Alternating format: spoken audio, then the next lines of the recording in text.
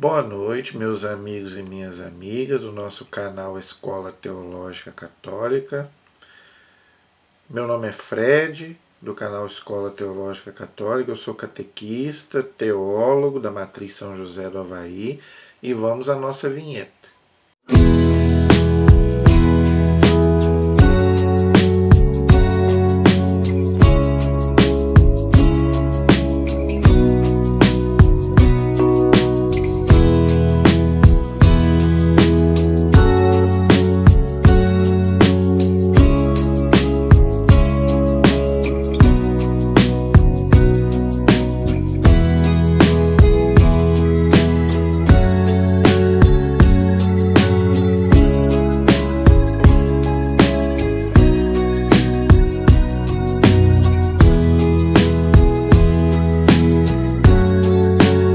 Então eu peço a vocês que se inscrevam no nosso canal. Se você ainda não se inscreveu, se inscreva.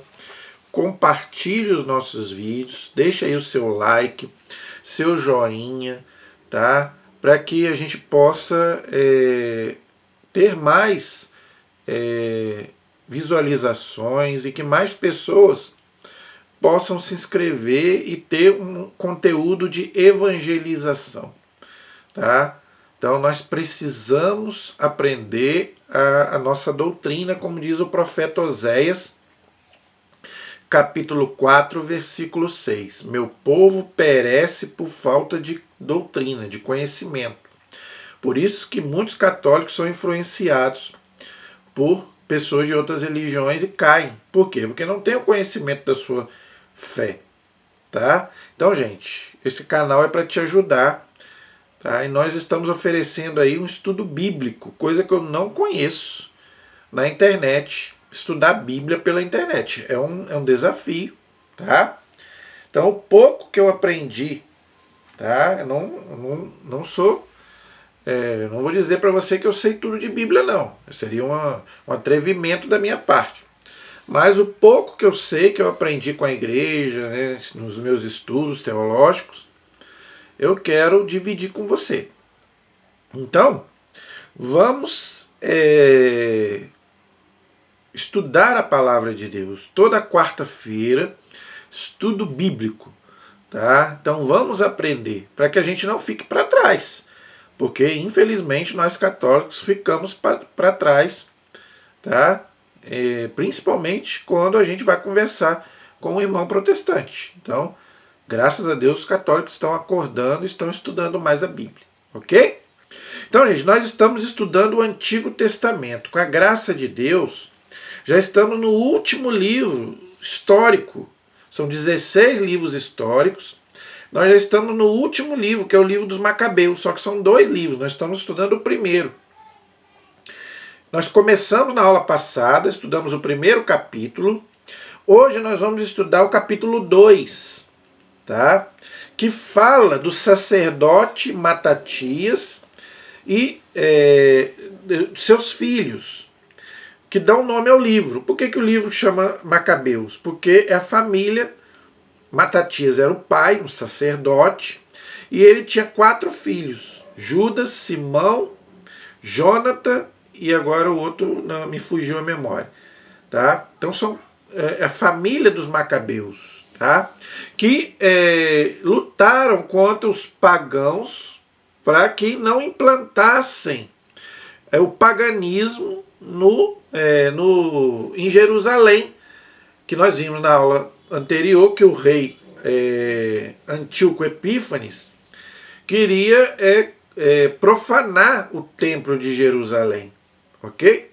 Então vamos aí estudar então o capítulo 2, onde fala quando a família dos Macabeus, né, o sacerdote e os filhos, se levantaram contra esses pagãos para não implantarem o paganismo em Jerusalém, no templo de Jerusalém. Eles profanaram o templo de Deus, o templo de Salomão, que havia sido reconstruído por Esdras e Neemias, que nós já vimos aí nas aulas anteriores, nas aulas passadas. Então vamos aí. No capítulo 2 diz assim: naqueles dias, Matatias, filho de João, filho de Simeão, sacerdote, tá, da linhagem de Joiarib, deixou Jerusalém para estabelecer-se em Modim. Tinha 5 filhos: João, Simão, Judas, Eliezer e Jonathan. Eu tinha esquecido do Eliezer. São 5 filhos que ele tinha. Tá? Ao ver as impiedades que se cometiam em Judá, lembrando, gente, que da tribo de Judá vai nascer Jesus Cristo, Messias. Tá? E em Jerusalém exclamou: ai de mim, porque nasci para contemplar a ruína do meu povo, ou seja, os judeus, né? E o pisoteamento da cidade santa de Jerusalém. Deixando-me estar aqui, sentado, enquanto ela é entregue à mercê dos inimigos e o santuário ao arbítrio dos estrangeiros. É tudo aquilo que eu já expliquei. Tá? O santuário estava sendo dominado, o templo de Jerusalém estava sendo dominado pelos pagãos. Ok? Por isso que os judeus, eles não se davam com os samaritanos, que os samaritanos era considerado também pagãos, ok? É como se hoje, né, profanasse as nossas igrejas, tá, colocando lá coisas que não são católicas. Nós estamos vendo isso hoje lá em Aparecida. Estou bobo de ver, não é? O sincretismo religioso que está acontecendo lá em Aparecida. Ninguém me contou, eu vi, aliás, eu já vi pessoalmente. Tá? Pessoas do candomblé e de outras coisas lá em Aparecida. O que eles estão fazendo lá? Com todo respeito. Eu sou defensor da liberdade religiosa. Agora, a mistura de religião eu não sou a favor, não. Isso aí é sincretismo. Entendeu? Então não pode, gente. Quem é católico vai na igreja católica. Quem é protestante vai na igreja protestante. Quem é da candomblé vai no terreiro do candomblé. Mas não pode misturar, gente. Tá? Cada um tem que ter liberdade religiosa, mas cada um na sua. Tem que ter diálogo, conversa. Isso aí a igreja quer. Agora, misturar as religiões não pode. Porque a forma, Deus é um só, mas a forma de cultuar a Deus é diferente. Entendeu? Então nós não podemos fazer mistura. Aí vira sincretismo religioso. Ok? O seu templo tornou-se como um homem aviltado. Os ornamentos que faziam a sua glória foram levados como presa. Seus filhinhos trucidados nas praças e seus jovens pela espada do inimigo. Eles estavam, inclusive, né, para implantar o paganismo lá, matando, né, quem não concordava com eles. Os reis eram assim. Depois os imperadores romanos a mesma coisa. Qual é a nação que não herdou dos seus tesouros reais ou não se apoderou dos seus despojos? Todos os seus enfeites lhe foram arrebatados e de livre que era, tornou-se escravo. Então, Deus tinha dado liberdade para Israel, para eles seguirem, né, a sua religião, agora estavam escravos dos pagãos. Eis devastado o nosso lugar santo, o templo, ok? Como se fosse a igreja para nós hoje. A nossa beleza, a nossa glória. Tudo os pagãos profanaram. A que serve ainda viver? E o sacerdote Matatias rasgou as suas vestes. Rasgar as vestes é sinal de protesto, ok? O mesmo fazendo seus filhos, Macabeus, que dá nome ao livro. Revestiram-se de pano grosseiro e prorromperam em grande pranto. Começaram a chorar, porque viram o templo de Deus sendo profanado. Eu já falei na aula passada. O templo de Deus somos nós, nosso corpo, mas também a igreja, que é a casa de Deus. Então nós temos que defender a igreja. Então nada, gente, de profanação. Nós estamos vendo aí hóstias sendo jogadas no chão, sacrários sendo arrombados, imagens sendo jogadas no chão, quebradas. Então nós temos que nos levantar contra isso. Nós temos que defender a nossa fé. Tá? Isso é legítima defesa. Não podemos deixar isso acontecer. Nós queremos respeito para poder cultuar a nossa fé, como a gente também tem que respeitar a fé do outro. Liberdade religiosa. Os emissários do rei, encarregados de forçar a apostasia. O que é apostasia? Você abandonar a fé. Isso está acontecendo hoje. Tá? Os cristãos, aqui no Brasil nem tanto, mas lá fora os cristãos estão sendo perseguidos e mortos. Para quê? Para abandonar a fé nos países comunistas, nos países muçulmanos. Tá? Para quê? Para deixar a fé cristã, e na nova era vai acontecer a mesma coisa. Na nova ordem mundial, já falei sobre isso na aula passada.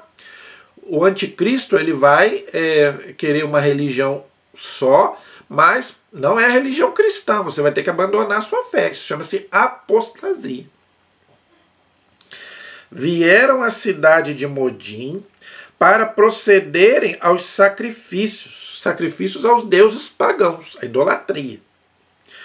Muitos israelitas aderiram a eles, mas o sacerdote Matatias e seus filhos Macabeus, que dá nome ao livro, conservaram-se reunidos à parte, ou seja, não estavam praticando a idolatria que o povo acabou cedendo. Muitos estavam cedendo. Tá? Os cristãos, eles preferiam morrer do que ceder à idolatria do imperador, por exemplo. Por isso que no começo do cristianismo muitos cristãos morreram. Até o ano 313 foi uma matança terrível. Muitos cristãos foram mortos porque não aceitavam adorar o imperador, que se julgava Deus. Ok? Aqui alguns judeus aderiram à idolatria, mas o sacerdote Matatias e os seus filhos Macabeus permaneceram firmes em Deus. Tá bom? Por isso que o livro dá nome aos Macabeus, ok? Tomando então a palavra, os emissários do rei disseram a Matatias: tu és chefe ilustre e de prestígio nesta cidade, apoiado por filhos e irmãos. Aproxima-te, pois, por primeiro, para cumprir a ordem do rei, como fizeram todas as nações, bem como os chefes de Judá e os que foram deixados em Jerusalém. Assim, tu e teus filhos sereis contados entre os amigos do rei, e sereis honrados, tu e teus filhos, com prata, ouro e presentes. Então, os pessoal lá do rei, dos pagãos, falaram: se você aceitar prestar culto aqui aos deuses do império, dos pagãos, você vai ter ouro, você vai ter prata, você vai ter presentes e você vai ser honrado. Tá? Mas para isso você tem que abandonar a sua fé judaica para prestar culto aos deuses pagãos. A essas palavras replicou Matatias em alta voz: ainda que todas as nações que se encontraram na esfera do domínio do rei lhe obedeçam, abandonando cada uma o culto dos seus antepassados e conformando-se às ordens do rei, eu e meus filhos e meus irmãos continuaremos a seguir a aliança dos nossos pais.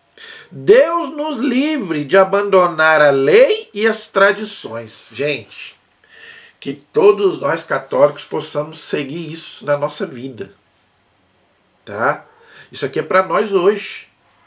Que possamos fazer como Santa Catarina de Sena, Santa Teresa d'Ávila.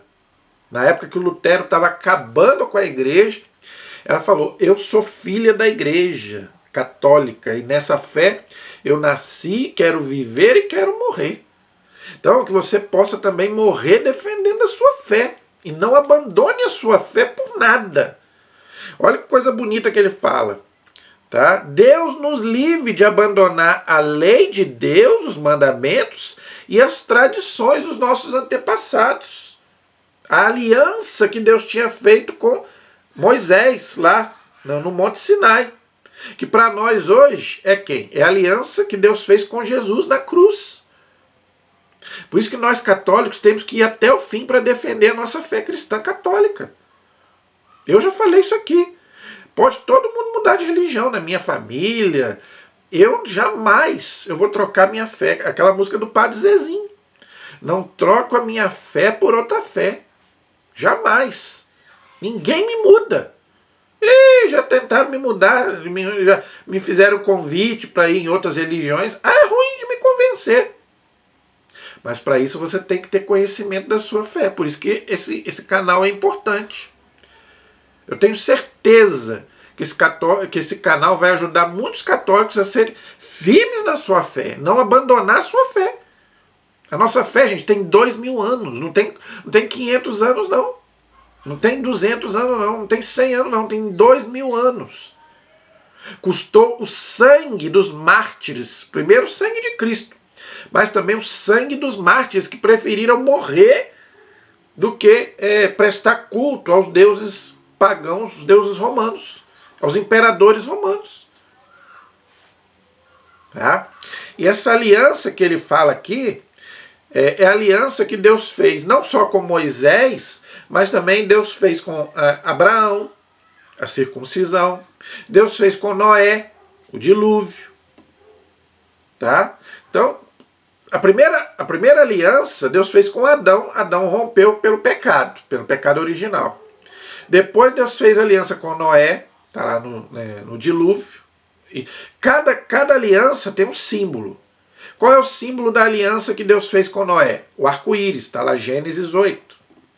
Qual é o símbolo da aliança de Deus com Abraão? A circuncisão, Gênesis 17. E qual o símbolo da aliança de Deus com Moisés? As tábuas da lei, os mandamentos, Êxodo capítulo 20. Depois Deus vai fazer mais uma aliança, a última, a definitiva, com Jesus na cruz, Mateus 26. Este sangue é a nova e eterna aliança, no meu sangue, no sangue de Cristo, derramado na cruz. Deus não vai fazer mais aliança com seu povo. A última foi com Jesus. As 3 primeiras foram provisórias. Com Noé, Abraão e Moisés, foi só uma aliança provisória, mas com Jesus foi definitiva. Agora, Deus fez aliança com o seu próprio Filho, que derramou o seu sangue na cruz para nos salvar. Ok? Então, muito interessante. Quando ele fala que Deus nos livre de abandonar a lei e as tradições. Então, cuidado. Cuidado para você não abandonar a lei de Deus e não abandonar a tradição católica. Aqui, os judeus, eles eram muito apegados à sua tradição. Que você, católico, também possa se apegar à nossa tradição, gente. Não é uma tradição vazia, não. A nossa tradição vem dos apóstolos. Por isso que a igreja não se baseia só na Bíblia. Diz bem claro aqui, abandonar a lei e as tradições. A lei é a Bíblia, é a tradição escrita. Tá? É a lei de Deus que foi escrita. A tradição é aquilo que não foi escrito. É a tradição apostólica. Por isso que a Igreja Católica ela tem a Bíblia e ela tem a tradição. Diferente dos irmãos protestantes, que Lutero jogou fora a tradição, jogou fora o magistério. Ficou só com a Bíblia. Para nós não. Para nós tem a Bíblia e a tradição. A própria Bíblia fala da tradição. Tanto no Antigo Testamento quanto no Novo. São Paulo vai falar a mesma coisa. Lá na carta aos Tessalonicenses. Aprendei de nós o que ouviste, ou seja, aquilo que não foi escrito, seja oralmente, ou seja, tradição, ou por carta, ou seja, a Bíblia. O que é a Bíblia? É aquilo que os apóstolos escreveram. E o que é a palavra falada? É a tradição, aquilo que não foi escrito. Por isso que nós católicos não somos protestantes. Tá? Tem muita coisa que a igreja prega que não está explicitamente na Bíblia, mas está na tradição da igreja. Você não vai achar na Bíblia a palavra purgatório, mas vem da tradição. Mas, claro que tem a base do purgatório, mas não tem a palavra purgatório, você não vai achar. O credo, você não vai achar a oração do credo na Bíblia. Você não vai achar na Bíblia que os sacramentos são 7. Como é que a igreja sabe que é 7? Vem da tradição. Então, tá vendo? Olha quanta coisa nós aprendemos. É muito bonito aqui o que ele falou. Não daremos ouvido às ordens do rei, desviando-nos do nosso culto para a direita ou para a esquerda. Olha que fé. Não abandone a sua igreja, qual é o nosso culto? A missa. Gente, tem muita gente se convertendo porque está assistindo a missa. Scott Hahn foi um deles. Eu tenho recebido muitos testemunhos de pessoas de outras religiões que estão se convertendo assistindo a missa. Scott Hahn foi um deles. Um ex-pastor muito conhecido aí lá dos Estados Unidos. Ele se converteu assistindo a missa. Ele escreveu um livro, O Banquete do Cordeiro. Então, gente, não abandone. Qual é o nosso culto? É a missa. Foi instituída por quem? Não foi por um padre, por um papa, foi por Jesus, na última ceia. Mal terminou ele de proferir essas palavras, um judeu apresentou-se à vista de todos para sacrificar sob o altar de Modim, segundo o decreto do rei. Tá vendo, gente? Um judeu praticando idolatria. Olha que coisa triste. Ao ver isso, Matatias inflamou-se de zelo e seus rins estremeceram. Tomado de justa ira, ele arremessou-se contra o apóstata e o trucidou sob o altar, porque ele estava profanando o altar, o templo. Tá? Então, era uma ira justa. Porque ele estava defendendo a fé. Tá? No mesmo instante, matou o emissário do rei, que forçava a sacrificar, e derrubou o altar, ou seja, os ídolos, a idolatria que eles estavam fazendo. Ele agia por zelo pela lei de Moisés, do mesmo modo que o havia procedido Finéias para com Zambri, filho de Salu. A seguir, clamou Matatias em alta voz, através da cidade: todo que tiver o zelo da lei e quiser manter firme a aliança, saia após mim, ou seja, me siga. Então fugiu ele e seus filhos para as montanhas, deixando tudo que possuía na cidade. Tá vendo, gente? Então, eles não aceitaram praticar idolatria que o rei queria que eles praticassem. Foram fiéis a Deus, que você possa ser fiel à sua fé, à sua doutrina, aquilo que você acredita. Tá? Mesmo que as pessoas te abandonem, falem mal de você, persevere. Jesus disse bem claro: aquele que perseverar até o fim será salvo.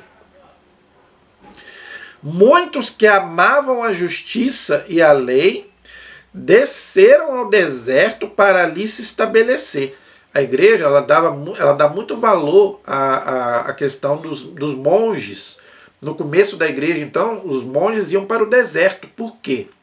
Porque Jesus também foi para o deserto. Ele ficou 40 dias no deserto. Então, muitos monges iam para o deserto. Santo Antão, o próprio São Bento. Então, hoje nem tanto. Mas no começo da igreja, os padres, né, eram chamados padres do deserto, iam para o deserto. Né? Porque Jesus foi para o deserto. Eles, seus filhos, suas mulheres e seu gado, porque se tinham multiplicado os males sobre eles, a idolatria. Tá? E era um pecado que Deus punia severamente, a idolatria.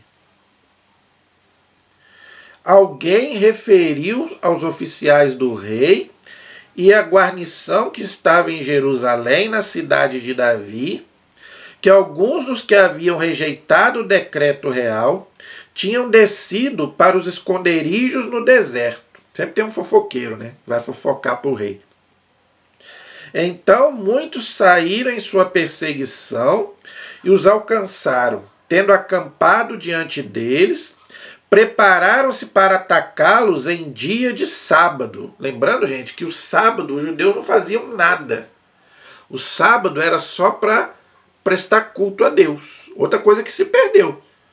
Né? O domingo hoje banalizou o domingo. Não é mais o dia do Senhor. Hoje se faz tudo no domingo, menos prestar culto a Deus. Ok? E disseram-lhes: agora basta, saí, obedecei a ordem do rei, e tereis salvo a sua vida. Não sairemos, responderam aqueles, e não cumpriremos a ordem do rei, profanando o dia de sábado. Então, eles não faziam nada no dia de sábado. Isso aí chama-se objeção de consciência. É o que eu falei sobre a liberdade na aula do catecismo. Ninguém te obriga nem a pecar. Tá? Isso aí chama-se consciência. Então os perseguidores os atacaram sem demora, mas eles não revidaram, nem uma pedra sequer lhes arremessaram, nem mesmo cuidaram de obstruir seus esconderijos. Apenas disseram: morramos todos em nossa retidão, o céu e a terra são testemunhas de que nos matais injustamente. Assim, mesmo aqueles os atacaram em operação de guerra em dia de sábado, e pereceram eles, suas mulheres, seus filhos e seu gado. Ao todo, cerca de 1000 pessoas. Então, eles preferiram morrer, tá, do que profanar também o dia de sábado, que era a lei lá do Antigo Testamento, terceiro mandamento. Guardar o dia de sábado. Então eles não faziam nada no dia de sábado, que para nós hoje é o domingo, ok? Quando Matatias e seus companheiros souberam disso, choraram-nos amargamente. Disseram, porém, uns aos outros: se todos fizermos como esses nossos irmãos, se não lutarmos contra os pagãos por nossa vida e por nossas tradições, eles em breve nos exterminarão da terra. Tomaram, pois, naquele mesmo dia esta decisão: todo aquele que vier atacar-nos em dia de sábado, nós o enfrentaremos abertamente. Assim não morreremos todos, como morreram nossos irmãos em seus esconderijos. Então uniu-se a eles o grupo dos assideus, homens valorosos de Israel, cada um deles devotado à lei de Moisés, ok? Da mesma forma, todos que fugiram desses males aderiram a eles e forneciam-lhes apoio.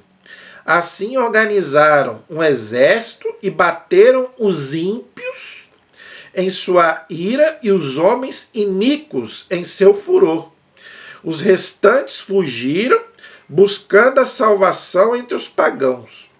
Matatias e seus companheiros fizeram incursões pelo país, a fim de destruírem os altares, a idolatria, que eles estavam praticando, e circuncidaram à força todos os meninos incircuncisos, aqueles que não eram circuncidados. Para você ser judeu, você tem que circuncidar, cortar um pedaço da pele do pênis, do menino, Até Jesus passou por isso, tá? Que se encontrassem pelo território de Israel. Deram caça aos filhos da soberba, e seu empreendimento prosperou em suas mãos. Conseguiram recuperar a lei das mãos dos pagãos e dos reis, e não permitiram que o celerado triunfasse. Olha que coisa bonita, tá vendo, gente? Quem está com Deus, vence. Tá? Nós podemos passar por várias dificuldades, mas no final Deus sempre vence. Quem está no time do Senhor sempre vence. Tá? Então eles venceram aí. Ok? Aproximando-se os dias de sua morte, disse Matatias a seus filhos: triunfam agora a insolência e o ultraje, e é o tempo da destruição e da cólera enfurecida, ou seja, do rei, dos pagãos. Agora, pois, meus filhos, tende o zelo da lei e dai as vossas vidas pela aliança de nossos pais, ou seja, a aliança que Deus fez lá com Abraão, Isaac, Jacó, Moisés e os patriarcas, ok? Todo judeu, quando ele ia morrer, ele não deixava herança material para o filho, não. Ele deixava a herança espiritual, a fé, que é muito mais importante que você deixar a herança. Você deixar uma fé autêntica para o seu filho. Né? Que o seu filho possa dizer, nossa, meu pai era um homem de fé, um homem honrado. Não é? Isso que é o que mais nós temos que fazer com os nossos filhos, muito mais do que a herança material. Recordai-vos dos feitos de nossos antepassados em seu tempo, grangieis uma glória esplêndida e nome imorredouro. Abraão não permaneceu acaso fiel em sua prova e não lhe foi isto atribuído como justiça? Ele está se referindo àquela passagem de Gênesis 22, que é um dos textos mais lindos da Bíblia. Que Abraão, né, ia sacrificar o filho Isaac, tá? Porque Deus pediu, né, para ele sacrificar o filho, mas aí na hora Deus falou, não, eu sei que agora você teme a Deus, você não poupou nem seu filho. O seu amor por seu filho não é maior do que o seu amor por Deus. E Jesus diz isso no Novo Testamento. Aquele que ama seu pai, sua mãe, seus filhos mais do que a mim não é digno de mim. Isso é forte, isso é pesado. Eu tenho que amar as pessoas, mas primeiro eu tenho que amar a Deus. Deus tem que ser o primeiro. Eu amo as pessoas por amor a Deus. Eu tenho que amar pai, mãe, filho, né? Todo mundo. Jesus manda amar até os inimigos, mas por amor a Ele. Ok? Nada pode ser maior do que o amor a Deus na nossa vida. Porque nós somos o seu primeiro amor. Tá? José, está falando José do Egito, tá? José, no tempo de sua angústia, observou a lei e veio a ser o senhor do Egito. A história de José é maravilhosa. José, capítulo 30, Gênesis 37. Ele foi vendido pelos irmãos, mas Deus usou, né, isso aí para que ele fosse governador do Egito e salvasse o próprio povo dele da fome. Muito bonita a história de José. Finéias, nosso pai, por ter demonstrado zelo ardente, recebeu a aliança de um sacerdócio eterno. Tá? Ele era sumo sacerdote. Tá? O sumo sacerdote era aquele que oferecia a Deus um sacrifício pelo povo, às 6 da manhã e às 6 da tarde, ok? Josué, por ter cumprido a sua palavra, tornou-se juiz em Israel. Lembrando que Josué foi sucessor de Moisés, que entrou com o povo na terra prometida. Moisés não entrou, quem entrou foi Josué. Caleb, pelo testemunho prestado diante da Assembleia. O que é a Assembleia? Igreja. Assembleia do Antigo Testamento. Povo de Israel. Recebeu uma herança na terra. Caleb também entrou com o povo junto com Josué e recebeu ali a terra de Canaã, uma herança que Deus deu para ele. Davi, pela sua bondade, herdou o trono de um reino eterno. Por isso que Jesus é o filho de Davi. Porque Davi foi quem unificou todas as tribos de Israel. Foi o rei segundo o coração de Deus. Tá? Elias, por ter ardido de zelo pela lei, foi arrebatado até o céu. O maior profeta do Antigo Testamento. Claro que isso é simbólico. Ninguém foi para o céu antes da ascensão de Jesus. A igreja ensina que para destacar Elias, então fala que ele foi para o céu. Mas ninguém foi para o céu antes da ascensão. O céu estava fechado por causa do pecado. Tá? Mas Elias foi o maior profeta do Antigo Testamento. Por isso que ele apareceu na transfiguração conversando com Jesus. Mateus 17. Moisés representando a lei, Elias representando os profetas. A alma deles apareceu ali conversando com Jesus. Eles estavam conversando o quê? Da paixão que Jesus ia sofrer em Jerusalém. Ou seja, o Antigo Testamento passando o bastão para o Novo Testamento. Tá? Importante isso. Ananias, Azarias e Misael, por terem tido fé, foram salvos das chamas. Aqueles três, né, que Nabucodonosor jogou lá na fornalha ardente. Daniel capítulo 3. Daniel, por sua retidão, foi libertado da boca dos leões. Daniel capítulo 6, que ele foi colocado lá na cova dos leões, mas nada aconteceu porque ele era inocente, Deus protegeu que ele não morresse.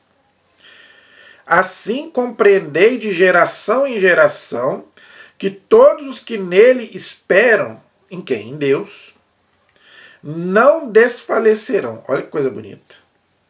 Não tenhais medo. A Bíblia fala isso, gente, o Antigo Testamento praticamente inteiro.